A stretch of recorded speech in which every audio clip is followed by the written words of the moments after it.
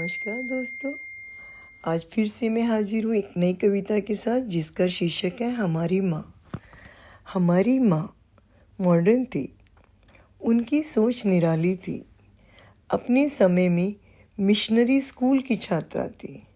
हर कला में निपुण वो निराली थी। चाहे नाटक हो या कबड्डी, चाहे फुटबॉल हो या पेंटिंग, वो सभी में भाग लेती थी। पढ़ाई, कढ़ाई, बुनाई, क्रोशिया, मेहनत, मजदूरी, सिलाई, पेपर मशी, सब कला में पारंगत थी। घर की खाट भी वो खुद से बुनती थी। वो अलग अलग मॉडर्न निराली थी। ना कभी बिंदी लगाती थी, ना ही लिपस्टिक, फिर भी उनकी सुंदरता निराली थी। सीधे पल्ले में साधारण सी दिखने वाली वो असाधारण सोच वाली थी। यहाँ चूल्हे लकड़ी पर लोगों का खाना बनता, जहाँ चूल्हे लकड़ी पर लोगों का खाना बनता, वो प्यारी सी अंगीठी सुलगाती थी और 2 समय ताज़ा भोजन हम सबको खिलाती थी।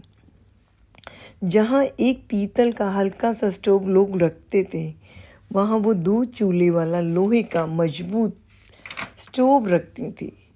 लोग उसे देखने के लिए हमारे आंगन में आ जाया करते थे।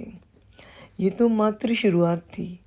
उनकी रसोई में जो भी नया उपकरण बाजार में आता वो आ जाता, चाहे कुकर हो या मिक्सी। पूरा मोहल्ला उस सीटी को देखने के लिए जुट जाता। पति के सुख दुख में कंधे से कंधा मिलाकर चलने वाली बराबर की मेहनत करती थी। पति का काम हो या गली मोहल्ले के लोगों के कपड़े, बड़े मन से अपनी मशीन से सिलती थी और सिलाई के पैसे बचत में रखती थी। जहाँ लोगों का घर 10 रुपये में प्रतिदिन चलता था, वो 100 रुपये में प्रतिदिन खर्चा करके विशेष से विशेष भोजन बनाया करती थी। अतिथि 1 आए या 10, हमारे मित्र 1 आए या अनेक, पिता के कारीगर भरपेट खा ले, उनकी रसोई पर कोई फर्क नहीं पड़ता था। दिन भर रसोई होटल सा चलता था। पूर्णिमा हो या अमावस्या, पूड़ी पराठों की महक से घर भरता था। जहाँ लोगों के घर नीले पीले प्रतिवर्ष पोते जाते थे, वो अपने घर को भिन्न भिन्न रंगों से सजाती थी। जहाँ हमारी गली में प्राइमरी से आगे कोई लड़की नहीं पढ़ती थी, वो अपनी बेटियों को कॉलेज तक ले गई और बीए में जो पहली लड़की पहुंची वो उनकी थी। जो लड़की पहली मोहल्ले में एमए पास की, वो भी उनकी बेटी थी। उनकी सोच निराली थी। भरपूर शिक्षा, गुण और संस्कार हम बेटियों को मिले उनसे। मेरी सोच से भी उनकी सोच आगे चलती थी। पीढ़ी का अंतर उनकी सोच में कहीं नहीं था। उल्टा मुझसे आगे की पीढ़ी के साथ उनकी लय बनती थी।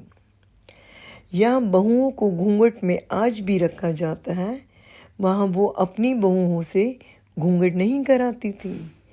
अपने सामने बहू बेटे को भोजन परोस कर खिलाती थी।